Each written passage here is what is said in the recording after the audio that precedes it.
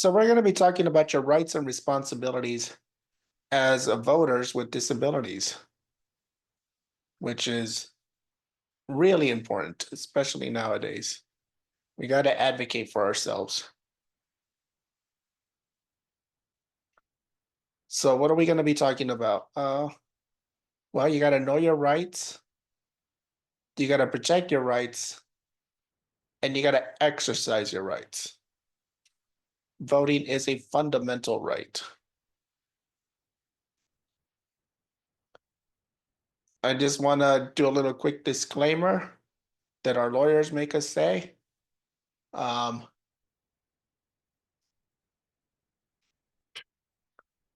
the information presented in this training is provided in summary form and is to be used for general education purposes only. So we're just providing education. We're not lawyers. We're not giving any legal advice. Election laws may change. So it's always important to check with your election officials.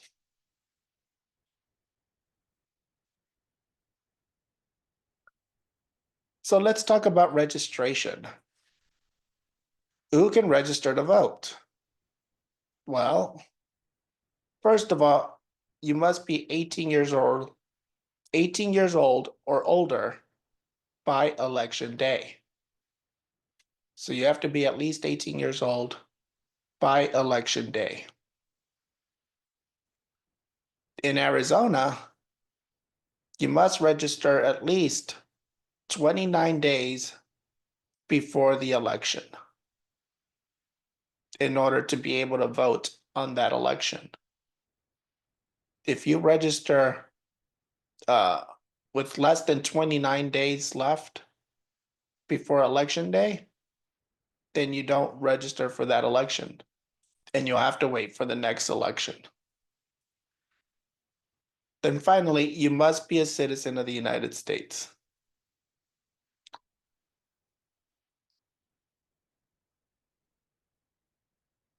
If you live in Arizona, voting is available under limited guardianship. Actually, that law has changed. Now you can vote if you have guardianship. A recent court decision may change the rights for people under full guardianship to vote. So again, always check with your election officials or the courts to see what your rights are. Contact your county court for more information. Or you can also find out more information about limited guardianship by visiting Disability Rights Arizona. They do have a brochure that you can find more information about limited guardianship and what are your rights. Then there's lots of places where you can register to vote. For instance, you can go to the motor vehicle division, like Service Arizona, which is their website. You can also register to vote when you're applying for state services. You can apply, you can register to vote with state and tribal agencies. You can go to your county recorder's offices, or you can register to vote at the Arizona Secretary of State's office and many other places. But that's always a good place to go. Online, as I mentioned, through the motor vehicle division, you can go to their website, servicearizona.com. And that's an easy way to register to vote. It's done online and it's pretty easy and quick.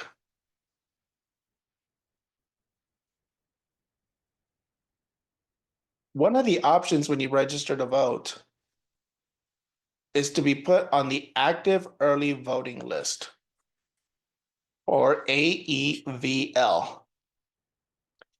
It used to be known as the permanent early voting list, but it changed.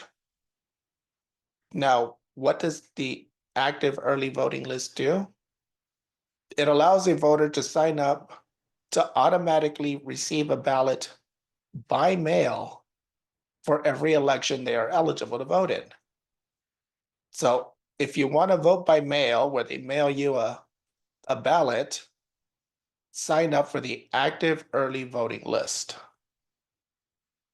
Early voting begins 27 days before the election.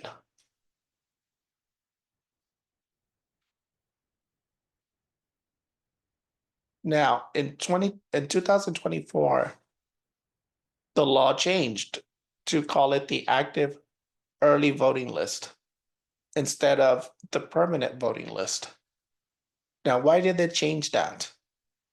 Because they want to make sure that you're still voting and you're still an active voter. So that means that you must mail in your ballot, completed ballot, in at least 2 federal elections over a 4-year period to stay active on this automatic ballot mailing list. If you do not vote, if you do not mail in your ballot in at least 2 federal elections over the course of 4 years, then you will be removed from the active early voting list. That means that they will stop mailing you a ballot. But that doesn't mean that you're not registered. You're still going to be remaining registered to vote. You still have that right to vote. But that means that you might have to go and vote in person. They're just not going to mail it to you.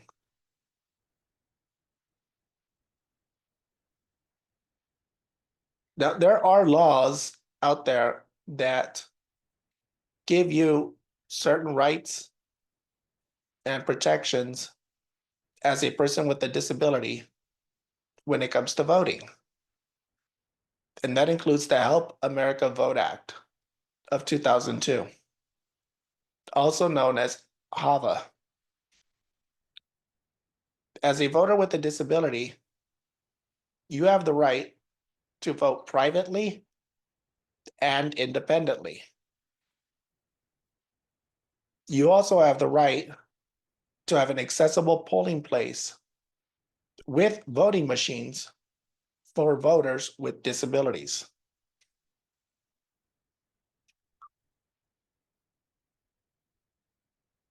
Under the Help America Vote Act, you also have the right to ask for assistance from workers at the polling place.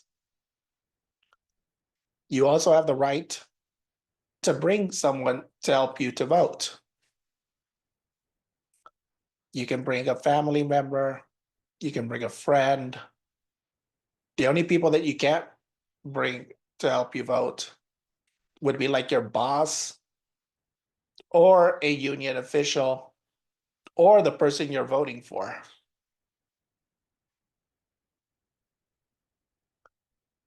You can ask your local election officials, for instance, your county recorder's office, to tell you about any voting assistance and how you can get an absentee ballot.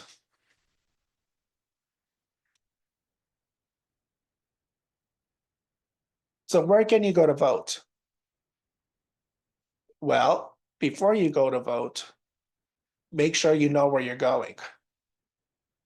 You can find your precinct or voting center locations by visiting the Secretary of State's office and going to the tab Elections. You can also find out where to vote by visiting your county elections department, like your county recorder's office.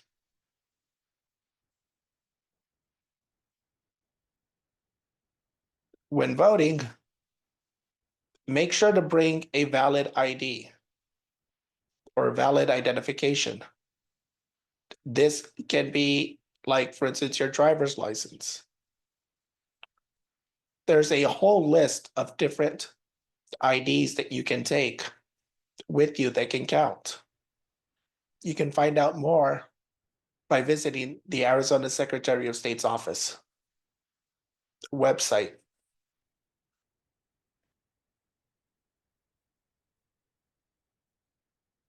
Ways to vote.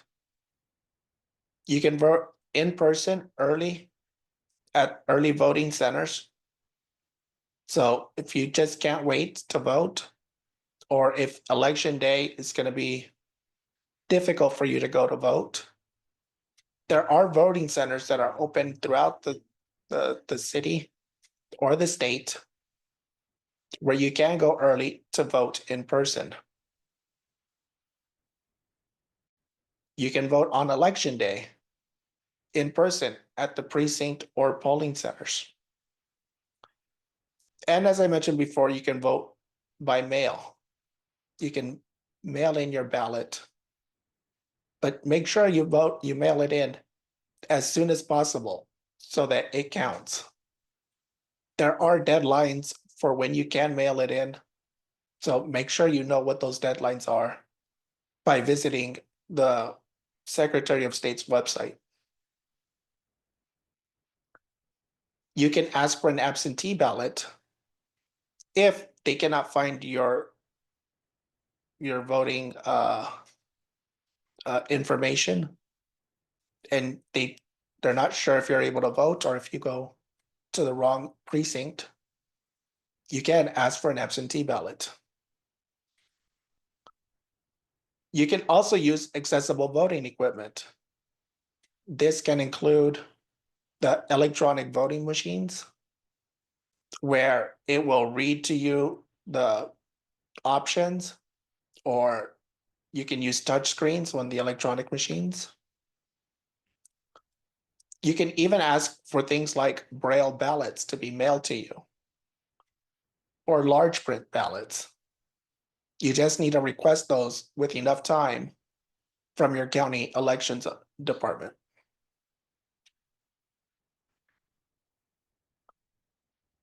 If you're not able to go in person to vote, there is something called the Special Elections Board. And that's where two members from different parties come to you to help you vote.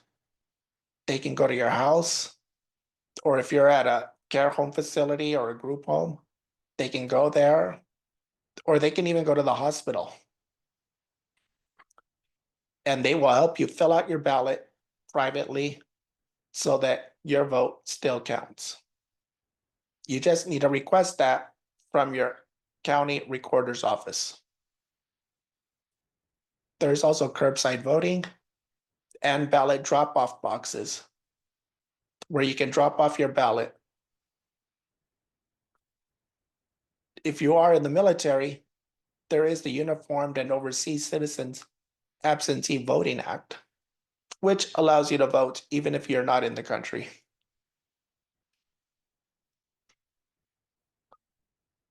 You have the right to ask for assistance to vote. So if you need help voting, you can ask poll workers. They can help you vote. But remember, poll workers cannot tell you who to vote for, or they cannot explain to you the issues in simpler terms. All they can do is help you, for instance, access the voting machines, or they can help you fill out your ballot, but they can't help you decide who to vote for or what the different propositions mean. If you do make a mistake, you can request to get another ballot. And as I mentioned earlier, there are the special elections boards that are designed to assist individuals who have a disability or an illness in casting their vote.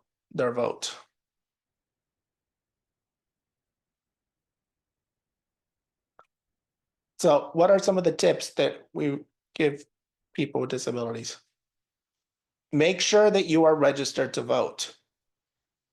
If you move, if you change your address, if you change your name, for instance, let's say you get married and you have a different name now, if you're, had to move to a different house or apartment, make sure that your registration is up to date. So you can go to servicearizona.com, check your registration, change whatever you need to change to make sure that the ballot gets mailed to you so that it's not mailed to a wrong address. Um, just make sure that you're registered or that your registration is up to date. Make sure you know where you're going to go to vote. If you decide to vote in person, make sure you know where your voting center is. And then also bring a valid ID when voting. In Arizona, if you do not have an identification, you're voting in person, you won't be able to vote. So save yourself a trip and make sure that you have everything you need so that you're able to vote. Vote in every eligible election. Don't skip a vote. It's important. It's not. It's also it's important to speak up and make sure that you're heard. But as I mentioned before, if you are on the active early voting list, you want to make sure you're voting so that they continue to mail in your ballot or mail to you your ballot. Know what are the issues and the candidates. Know what you're going to vote on. Do your research. Watch the news, read articles. Um, make sure you're searching good resources to find out, what are the issues that you're going to be voting on and how are they going to affect you and others with disabilities. Ask questions if you need help. And then also vote a provisional ballot if needed.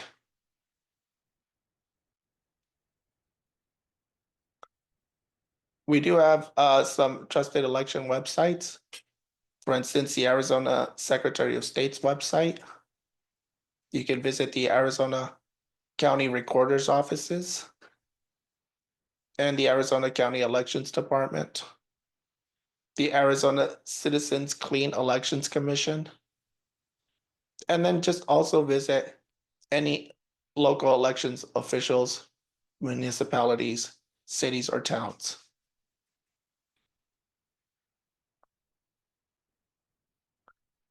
All right, with that, I am going to pass it over to Danielle Duarte, who's going to tell us about vote writers.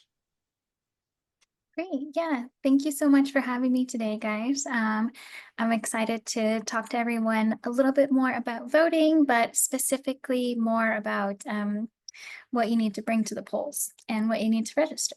So let me go ahead and share my screen.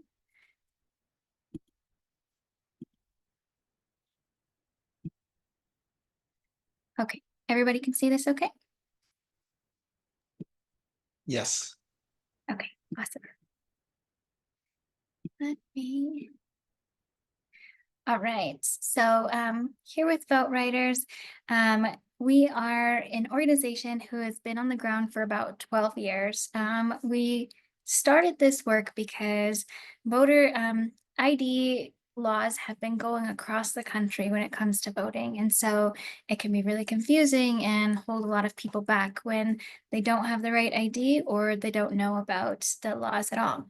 So we are a nonpartisan, nonprofit organization, just here to make sure that everybody gets the info that they need and the ID that they need to vote.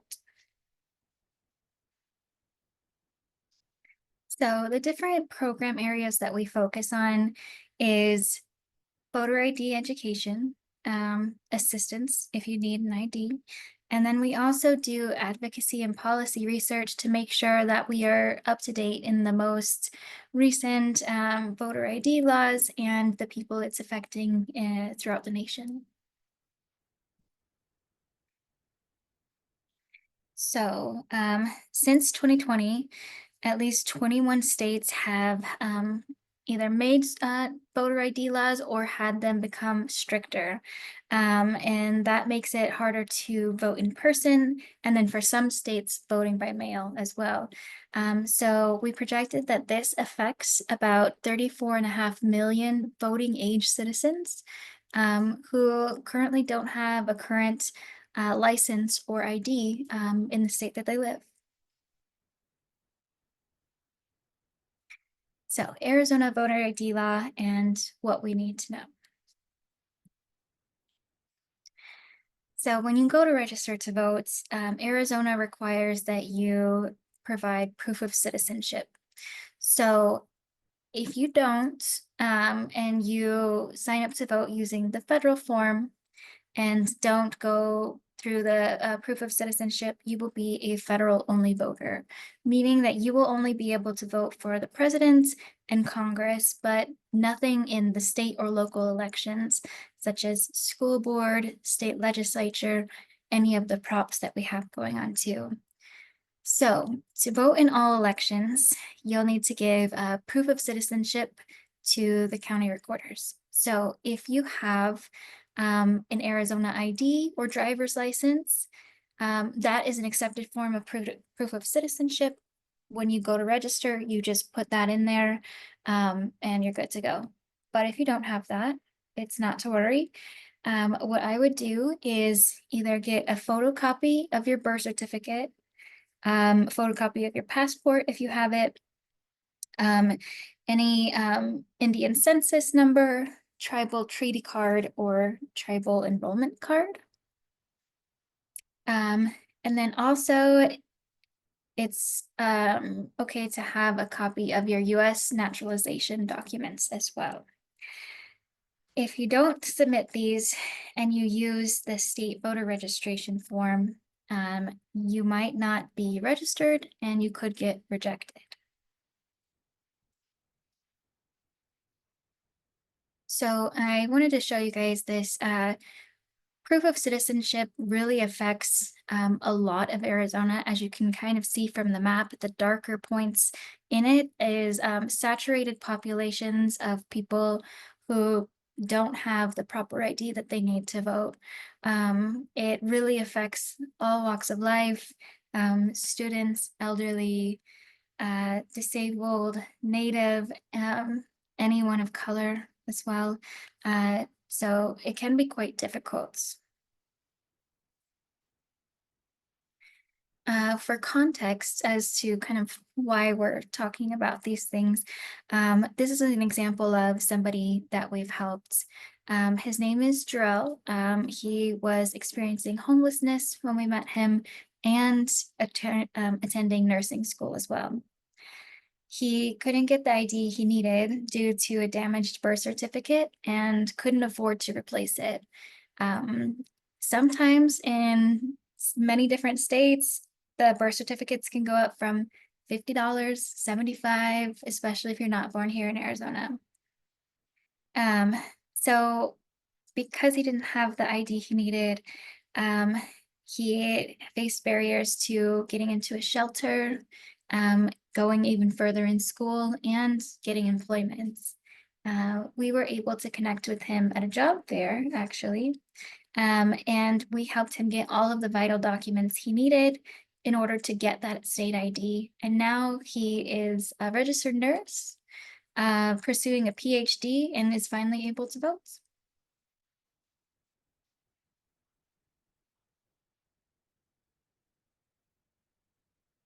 So these are a few more examples of stories that we have come across in this type of work. So we helped one young lady who was in foster care previously. She aged out of it and needed an ID. She did not have any contact with her family and couldn't get her birth certificate. Um, and so we were able to help provide pro bono legal support to help get the documents that she needs to finally get an ID and a birth certificate.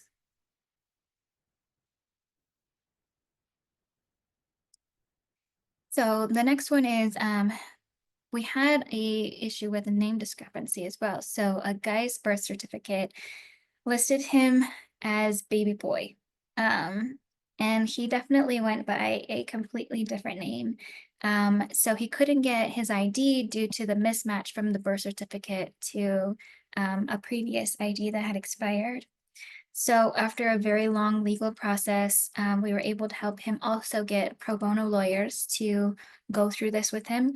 We were able to help him amend his birth certificate and get that proper ID. It was not only very time consuming for him, but it would have been very, very, very expensive. So I'm happy that we were able to get that figured out.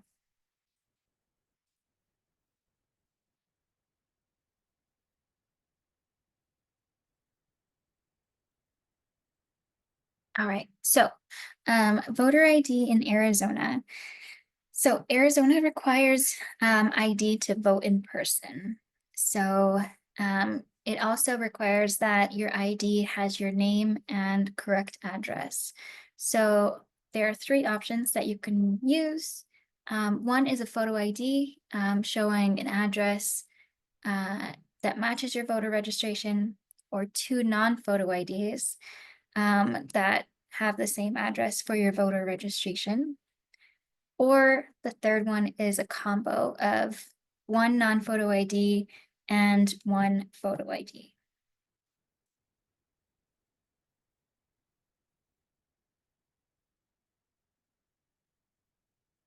So for option one, the easiest option, it would include Arizona driver's license, Arizona ID card, any tribal identification, or any other photo ID that is issued by the US, Arizona, or another local government.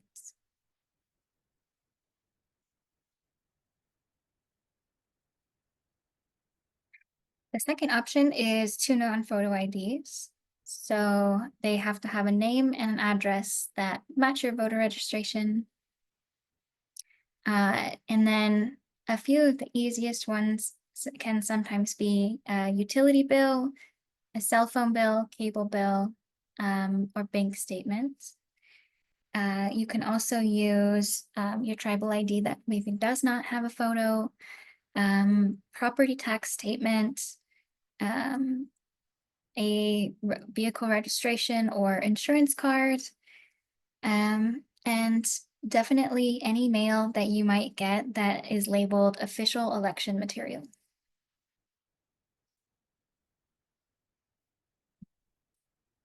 Okay. And then option three, I'm glad that we have a variety of options so that way you can prove who you are in order to cast that ballot. So option three is a combination. So we can do one photo ID from the first list that we had, and then a non-photo ID from the last one that we just looked at. So a few examples are perhaps your passport with your cell phone bill, or your student ID with your bank statement. So kind of mix and match, we can get a little creative there.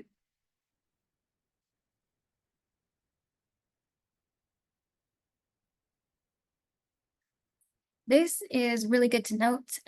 In Arizona, if you vote by mail, you do not need to provide an ID. So you can get your ballot in the mail and then send it right back out without having to prove your identification.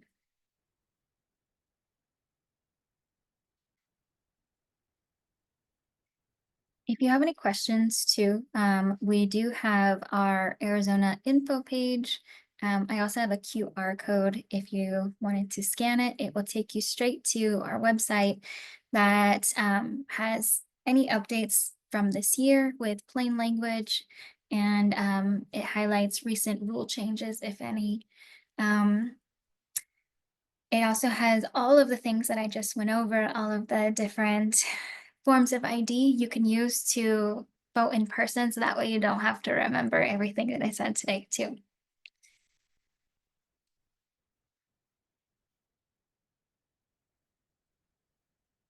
All right. And then we also have specialized resources. So we have resources for trans and non-binary voters. We help do name changes and also help them get pro bono attorneys in order to go through that process.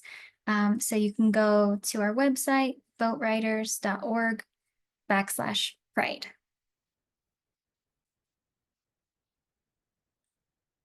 And then we also have some for student voters to see if you can use your student ID. We also have another one for voters with disabilities, and that would be votewriters.org/disability. And then the last one we have for tribal voters. So that would be votewriters.org/tribal ID. If you have any questions on what kind of tribal IDs you can bring to the polls.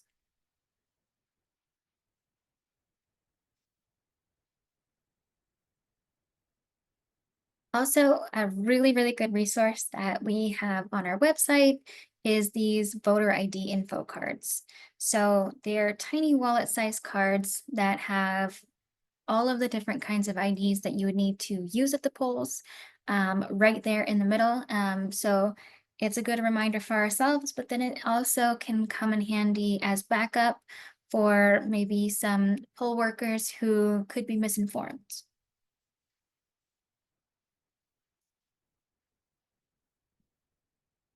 This is what the card looks like. On the front, we have in Arizona, you must show an ID to vote in person.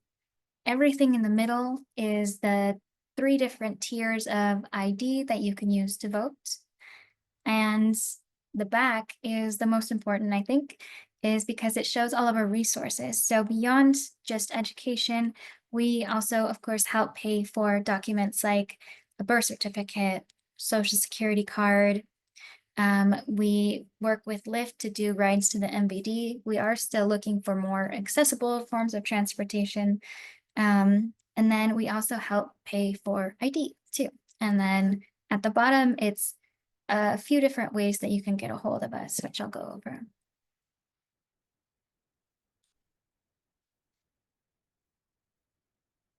Yes. So really want to bring it home that if anybody needs an ID, you or anyone you know, and you need the underlying documents to get them, we can help.